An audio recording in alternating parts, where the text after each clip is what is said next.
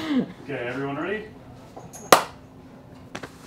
Hey everybody, I'm Tyler with For the Love of Punk. We're here in Denver, Colorado at Seven Circle Music Collective. I'm here with Mars, Caspian, and Zach of Blackbird Raum. Welcome, guys. Hi. Hi. Awesome. This last year has been, last year was pretty crazy for you guys. You got over somewhat of a hiatus, come back with what's arguably your most ambitious record yet, False Weavers, on a new label, Silver Sprocket, and then follow that up with like a 5-month tour in Europe. What has this whole last year been like for you guys, the return of Blackbird Raum? After our hiatus, I think there was sort of like a lot of darkness and like just bad shit brewing in our band. And I think that actually through like playing music and making this record, we definitely like exercised some of those demons and got back into this like zone together. And I think that's part of what made it something I'm proud of, but also something that made it pretty difficult to make. Yeah. The process of making it was kind of painful, but I mean, yeah, for a long time our band dynamics were just pretty bad, and we were really good friends for a long time, but also just had trouble getting along sometimes, and I don't know. And I feel like when we made False Weavers, personally, I was just like, well, let's just do something and at least go out with a bang. Or, you know, we'd been playing this band for years, but just kind of on and off and whenever we could. And then, you know, through the process of making a record, even though the actual making the record is really painful, afterwards, like, so much cool things came our way, and we were able to work on how we were relating with each other and how we were relating to our own music. And now it feels just way more, I'm having way more fun now than I was in the past. Cool. Zach? Oh yeah, I had a great time the whole time. Yeah. I would say for me the most ambitious part of that album, besides maybe like the extensive amount of hours we spent on each detail of the lash, was the short amount of time between when we booked the studio time without having any songs written yet. Right. And when we had to actually go in. That got a little stressful, especially since we spent probably more than half of our creative time working on the lash. Did we do that? Yeah, we did. Yeah, you weren't there every day, I think, but we did. Okay, well, since we're on the topic of False Weavers, I was going to bring it up later, but it's such a fantastic record, and Thanks. I really liked it, and I think it kind of got, the thing about it is, I think it kind of got like mixed reviews, sort of, like some people really didn't know how to take it because it's obviously different, you know, the minute you put that first song on, you know, it's something like you've never heard out of you guys. Some people called it like a change, or like, you know, just change in direction, but I didn't really see it like that. I saw it as more like a growth of you guys, because you still have the same themes, you know, that you do in your other records, but you've grown more obviously as musicians, so you probably have more access to things like recording and studio time and whatnot. So it seemed like the next evolutionary progression for you guys. So my question, if there is one, is how much of False Weavers was a conscious decision to change your sound, or was it something that just came naturally? So, No, go for it. just for all the people that are like, oh, they're going so far away from either waltzes or really fast songs, the first song that we ever wrote was Coal, which is neither of those. And so I think that it definitely isn't. I mean, certainly there are things that are different in False Weavers than on Swidden, for example.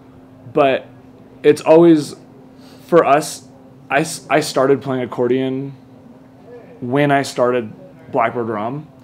Caspian started playing banjo shortly before starting Blackbird Raum. Like a month before we started the Mars band. started playing mandolin after joining Blackbird Raum. Yeah. So it's always been a question of what we could do.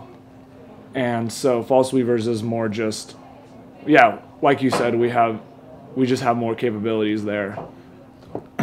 for me personally, I feel like we've always had like this vision, shortly after we started the band, we were like, wait a second, we can take this in a different direction from like some of our friends' bands or whatever. But how to actually accomplish that wasn't accessible to us because of our musicianship and, you know, just creative limitations in your mind or how much energy you're going to put to work on this. And, you know, I feel like to me, it's all part of the same kind of like thesis statement of just, I mean, our band's really syncretic. We just like a lot of different stuff and we're excited about the things we like. And we just, you know, we want to make a personal expression of basically building up the sound of, oh, what is Blackbird Raum doing or whatever, you know, because I feel like we're trying to create something new and we don't, you know, we're not always successful at doing that. And, you know, we just basically try different things and it is like, we're going to throw something in there and be like, is this what we do? Yeah. Totally. Also, there's a way in which I think we are kind of hinting at False Weavers in our previous records. Like, I think some of that stuff is just sort of like us trying to do some of it and not really fully like having the like vision fully worked out yet, and then it just coming together in False Weavers. And also there's this sort of thing where because we were on hiatus, I think we each sort of went different directions with like what we were listening to, what our influences were, and what we were practicing and playing in our personal time. And so we sort of came back together, and that's part of what made it like, you know, hard and part of what made it awesome. But it just like came together in this way that was like, it's kind of a spastic record, you know? Yeah, totally. Like it's kind of all over the place in some ways, but somehow there's continuity. And the continuity is like our glue, and the like spasticness is our like, you know, roping in the different shit that we're trying to like sew together. It was clear to me that we weren't going to be able to make something cohesive. So we might as well go the other way, you know? Yeah. We might as well like, oh, this isn't going to go down. Okay, well then how do we like capitalize it? And that's, I think, like part of the logic behind like that first track with like the spoken word and the synthesizer. I just wanted people to put it on and be like, what the fuck? Totally. You know? Yeah, for sure. Okay, well, you guys talked about when you first started playing instruments. I know the band originally was founded by you two, Zach and Caspian. Then you kind of bounced around with lineups. Mars you joined, and later David, and then Alan being the newest member.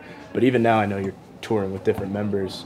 So what about this lineup works for you guys? Is it going to stay, or is Blackbird Raum a constantly evolving entity?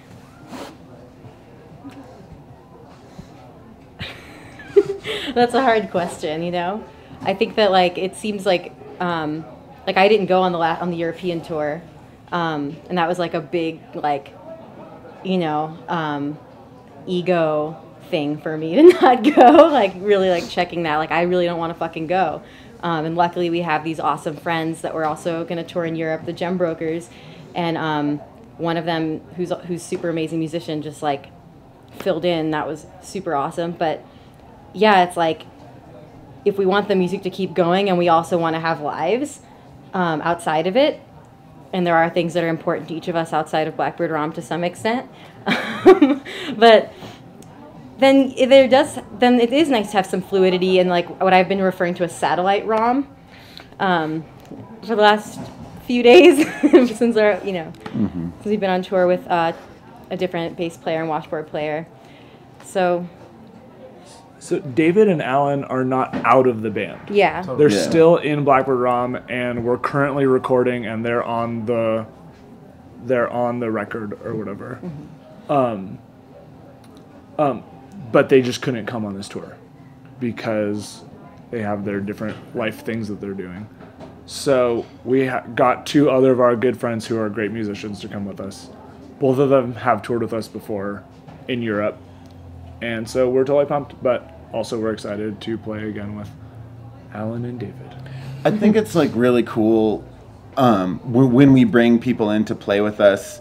I don't think it's possible to replace what Mars does. Like, she has a really special thing that she's doing, and you know, the same with other people like David. I mean, he has this incredible washtub playing. Like, it would be really difficult to find another washtub bass player that could do what he does. And so to me, when we bring people in, it's really important that they bring their personal influences and other things to the table. I mean, I feel like what we're doing is kind of weird enough, and that, you know, we're in this kind of space that if we bring people in, they're gonna be able to like shape that sound for that particular day, and you know. But yeah, I mean, like Mars was saying, it's more or less a pragmatic decision. You know, we want to tour. Yeah. When you guys write, I know Zach, you were saying all of False Weavers is pretty much written in the studio. But what is your guys' writing process like? Is it like one person bringing forth an idea and you guys expanding it, or is it sort of group effort? Or like, there's a lot of ways that it looks. You know, sometimes it looks like one of us coming to the table being like, hey, I have this idea.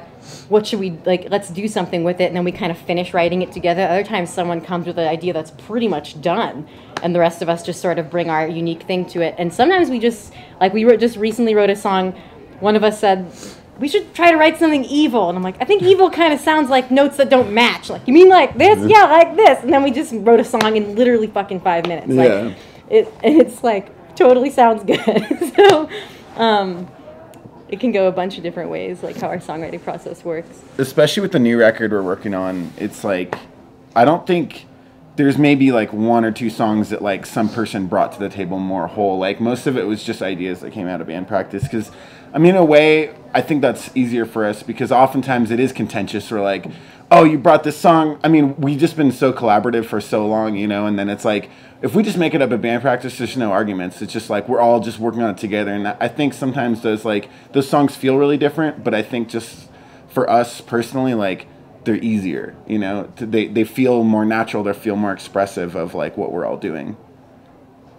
And like personally, I really like writing a song and not writing the lyrics and just being like, hey, Zach or Caspian, when did you write lyrics to this? Because I don't feel like it. Yeah. And it's really nice to have people that I trust to do that, to just be like, yeah, like I don't have to fucking finish this song, but someone else will do it.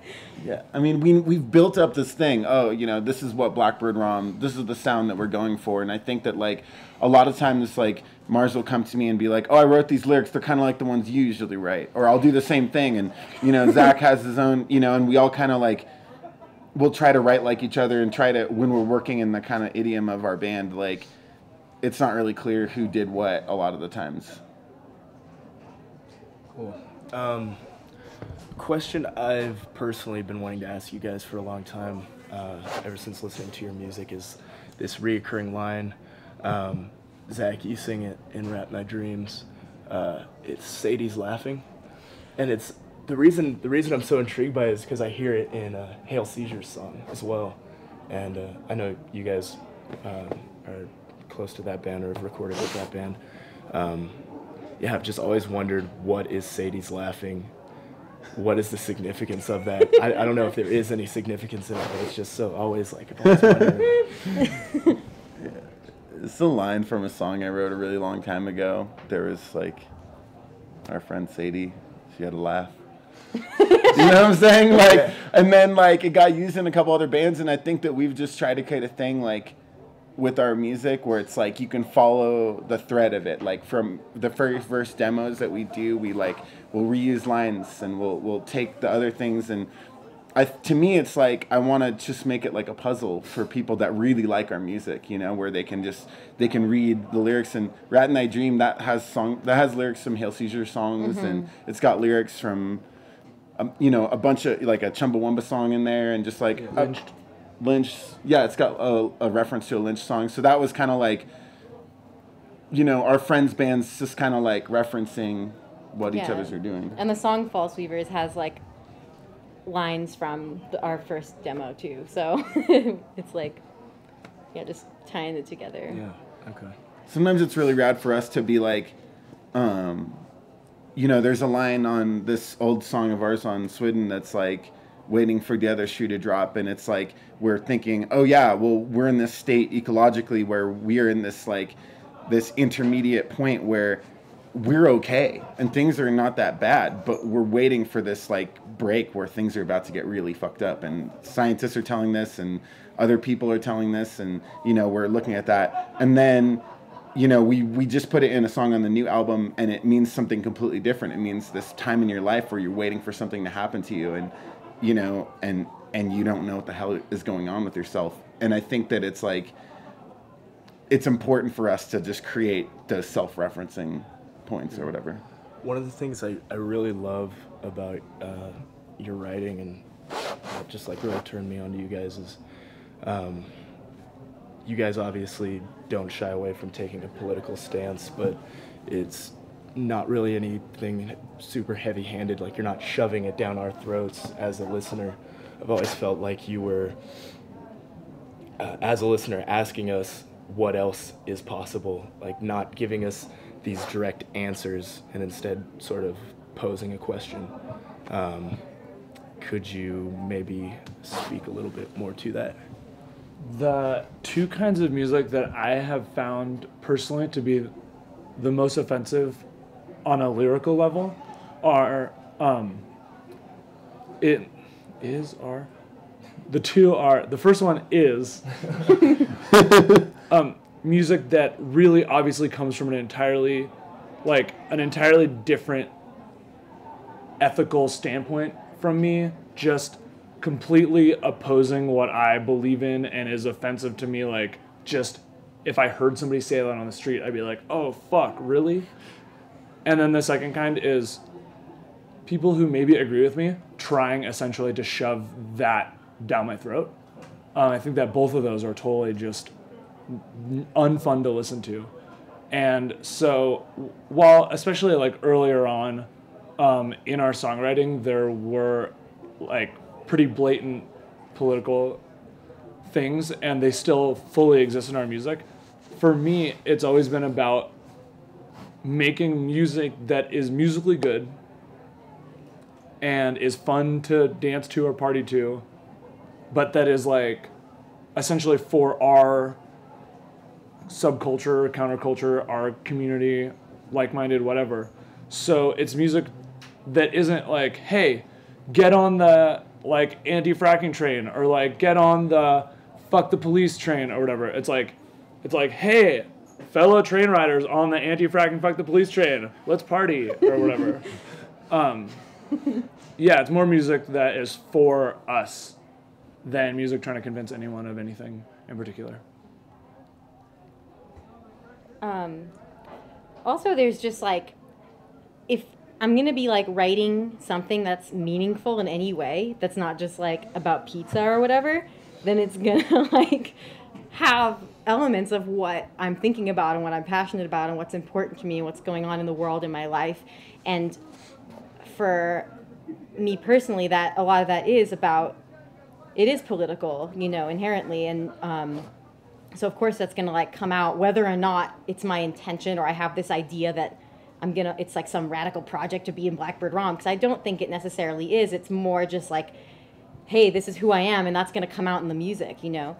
And I also think that with I identify as an anarchist, and part of being an anarchist is that there's not one right way. There's not one answer. It's not like, hey, this is the anarchist platform, sign up or whatever. It's more like, hey, instead of me saying, I have a better idea, I'm like, I bet that all of us have better ideas. So of course I'm not trying to shove an answer down your throat because I don't believe that I have the answer.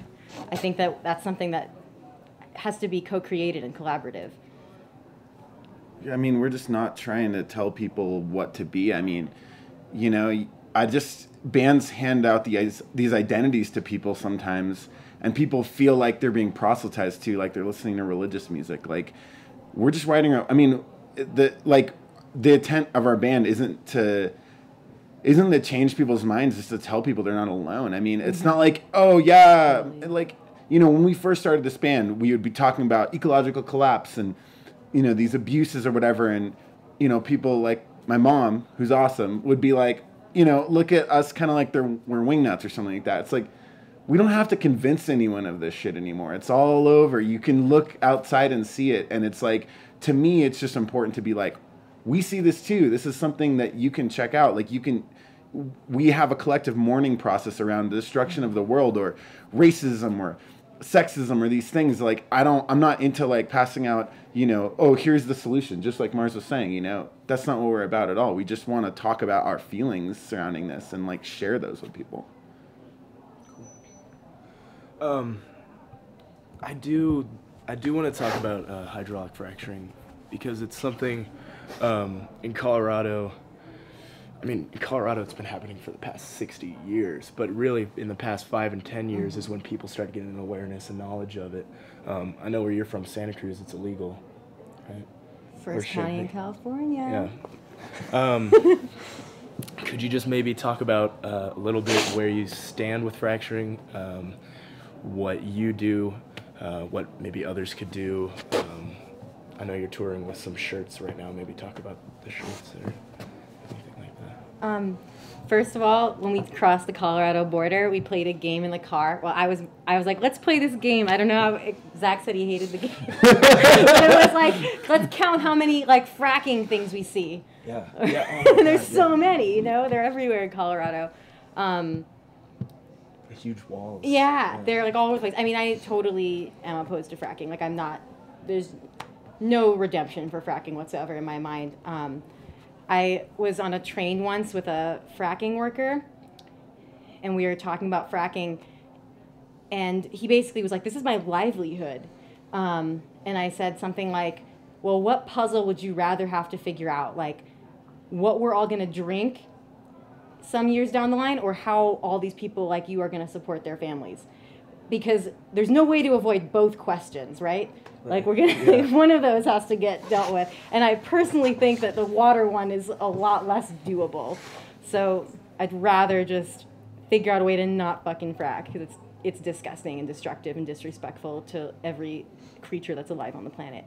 And where we live, there is some fracking of the Monterey Shale. There's been some resistance against it. The county where we live sort of symbolically banned it. I think it's helpful when there's bans, but it seems like there needs to be something more transformative to really get at like what's actually causing a mentality where fracking's even acceptable in the first place. I think it's just, I'm really skeptical of like, I mean, yeah, we made those shirts mostly because we saw a lot of our friends working on this. It's an important issue, and we want to, you know, hey, I'm not actually like, none of us really think that bands change the world, really. Like, I'm pretty skeptical of that notion, and to me, it's just like, okay, well, I just want to like participate in some minor way in what's going on, and obviously, like, members of our band might participate in other ways outside of the band, but, you know, just like publicly be like, yeah, you know, and I hope that when we do that, other bands can step up and be like, yeah, we can participate in these things or whatever, but I just don't think that, like, I mean, fracking, it's so easy to fixate on that, just like in the 80s, people were fixating on the anti-nuke movement. I mean, the entire way that human beings relate to the earth as a resource is the problem. Fracking is, I mean, this is just so obvious, but it's like, this is just the latest, like, abuse. When fracking showed up, all the other fucked up shit that was going on didn't go away, and, you know, it's, yeah, I mean, it's just, unless we change that fundamental mentality, struggles against fracking or something like that are really just buying people a little bit more time, which is an important cause, but is there punk without politics, or does it just become like glorified rock and roll at that point?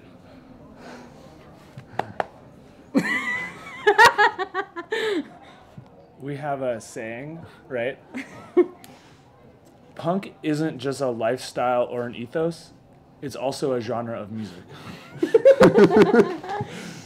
I just listen to punk music. I really like it. Like, I don't care. I don't need it to be political. Like, I don't know. I mean, honestly, if I just listen to political music all the time, I'm just like, this is fucking depressing. Even just like, you know, and it's like, oh yeah, I forgot that the world is fucked up, you know, and even not all of our songs are technically political, but they're trying to relate to feelings that people have, and I don't know. I mean, I just think the idea that, oh, this music needs to be political, that's, people just want to make their art and live and express themselves. They don't necessarily, you know, this is us expressing ourselves, but not everyone's going to do that way. Yeah, definitely not trying to tell anybody how to be punk. That to me is the unpunk thing. Yeah. I know that I got into anarchy stuff through punk rock, but I don't think that everybody did. Mars, I don't know if you did. I didn't do that. But I don't think that means that that's like the only way to be punk. And also, there's some other important points that I'm not going to address because I lost my train of thought. Good story. Shit, what should I ask next? Your guys' lyrics are so complex, and if you look at a lyric sheet, it's like poetry, but you present it in such a way like that it's so fast that sometimes it's almost impossible to understand what you're saying. You know, This is my mom's complaint about music also. well, it's last time I saw you guys play, there's a lot of kids in the audience screaming your lyrics, but then you get to some points and it's like, you know, the lion's share their kill. We've also noticed this phenomenon. Yes. And I'm sure I'll be doing that tonight. But what are some of the like the weirdest or like goofiest interpretations you've heard of your lyrics? Oh God. So the most weird, the most sort of like off kilter for me was we were in Le Mans, France, and it was the night of the Fête de la Musique or something, and there was also a race car race.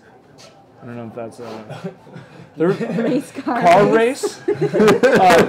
And the kids who were hanging out with are fans of our music, but But Not- English is Yeah. not their first language. Just to by be clear. any means, like a lot of them really didn't speak enough English to like for us to have a conversation because I fully suck at French. But they were singing along, and then afterwards, right, this is a big party atmosphere, and people are just getting drunk in the street, and these kids we were hanging out with were all totally wasted and singing Honey in the Hair to me.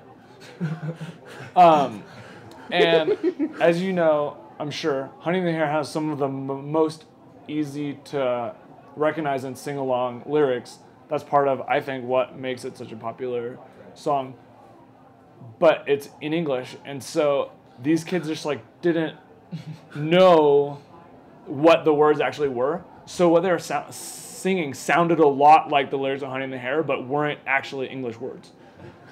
Which was actually pretty cool. Yeah, it was a very cool experience for me. I liked it quite a bit.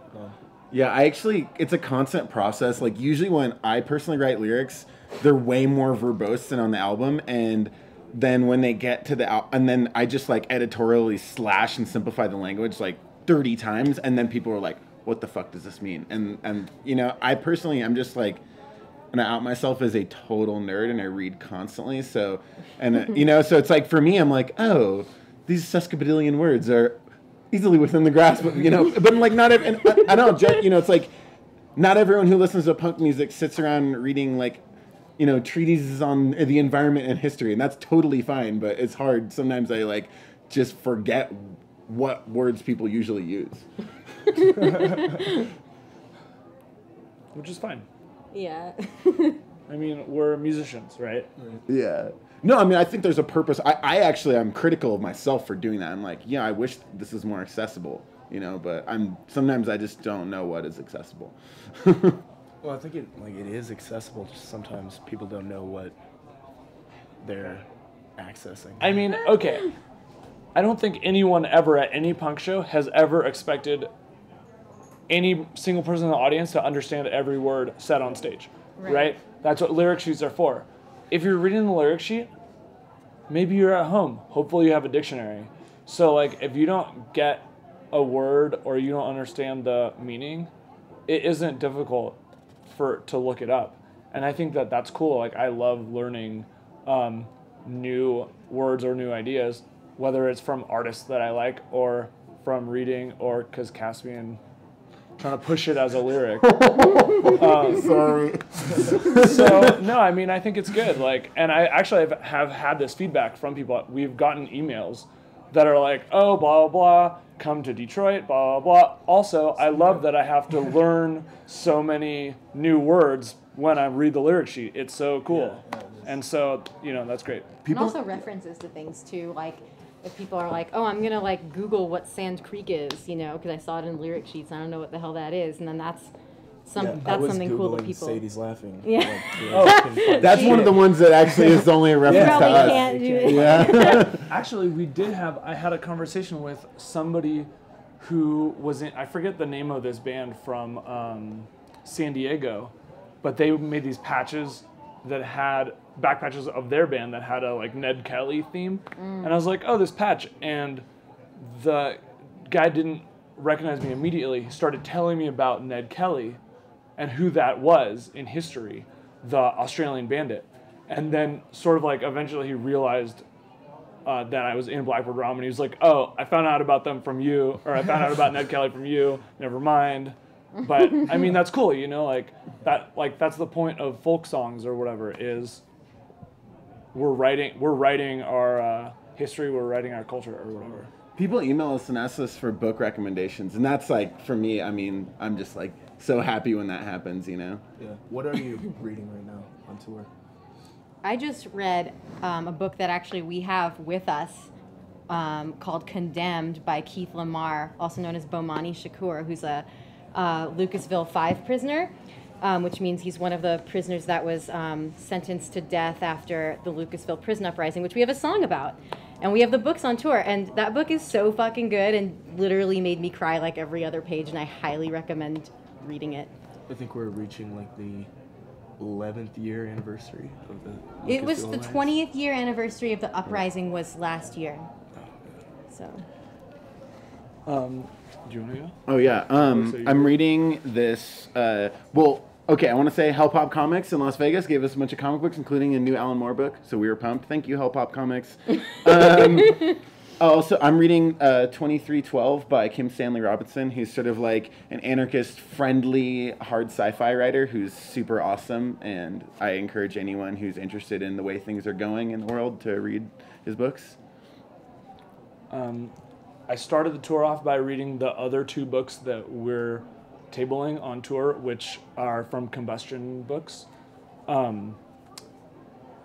Country of Ghosts by our friend Margaret Killjoy, and White is the Color of Death, which is a collection of 3 short stories, including one by Margaret Killjoy.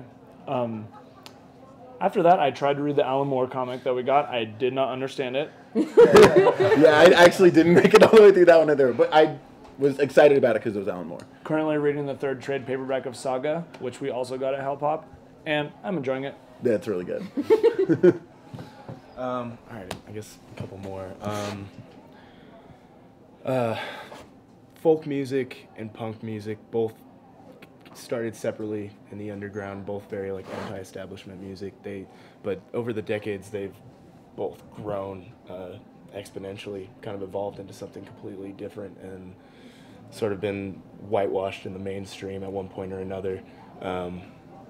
Whereas folk punk, although it's been around for decades, it's never really had like that genre name on it until recently, and it certainly hasn't reached the level of success as both folk and punk.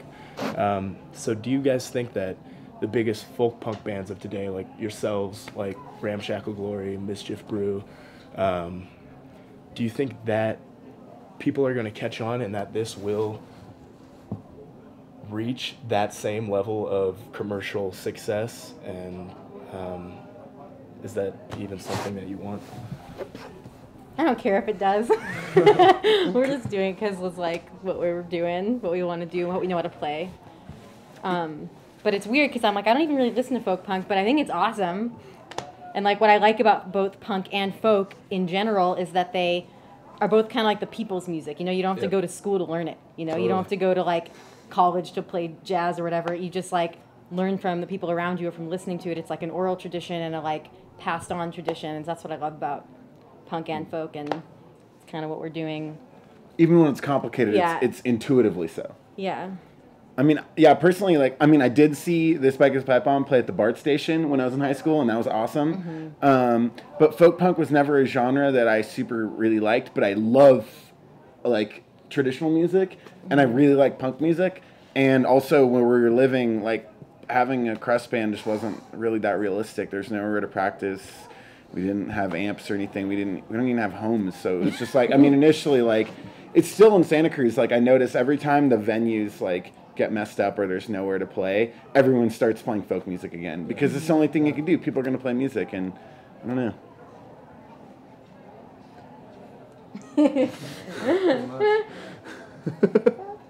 All right. This last question was submitted by a friend of mine. It's pretty serious. If and when the apocalypse comes, are you guys gonna dress in like full leather Mad Max, or are you gonna run around nude and rude? This is too serious for me. I don't see a dichotomy there. I mean, I just from here up, as long as you got leather, everything's good, you know? On a more serious note, I'm not going to go out and get a costume. If the shit hits the fan, I think that I'll be more worried about eating, and I'll just put on my regular outfit. Fair enough. I think I'll be trying to just perpetually balance the two. And like, leather leather and nudity. and Just like really rudeness. finding my rooted balance in the chaos of the you'll have the apocalypse. time to do it. Yeah. The apocalypse. As long as the apocalypse hasn't hit, I'm down to do either at any time. Call me. But, once it hits, I'm... It's canned food and human Right? cannibalism. All right. I guess last question, sort of the obvious ender. What is next for you guys? We have a show at 7th Circle Yeah. this evening. I'm greatly looking forward to it, and I think it's going to be our next move after, bringing the After sitting in the instruments car for a long time. Yeah. We're making a new album. But we outed ourselves about that earlier, kind of. oh yeah, well I guess we haven't really told anyone we're making a new record. Mom, Dad, We're the first I'm making a ones. new record. Yeah, it's pretty much the exact same process where we were like, well, we really wanted to have our friends from Ireland who are in this really great band called Lynched play on our album. And so we were like, guess we got to make an album. And then we were like, we're all too busy, we don't have time. And then we're just like, well, let's just book studio time and then we'll have to figure shit out. And then it was just like scrambling around and then... Crazy chaos. Like I had to quit my job and like... Yeah, it was really crazy. Me too. Yeah. Shut up. But yeah, basically it's just really fast. It's really fast. Yeah. Some of it. Yeah. Yeah. Some of it's only kind of fast. Yeah. Well, I'm looking forward to hearing it. Cool. Yeah, thank you guys for coming out and hanging out. And, Thanks for having us. Yeah, absolutely. thanks so much. I think that's it.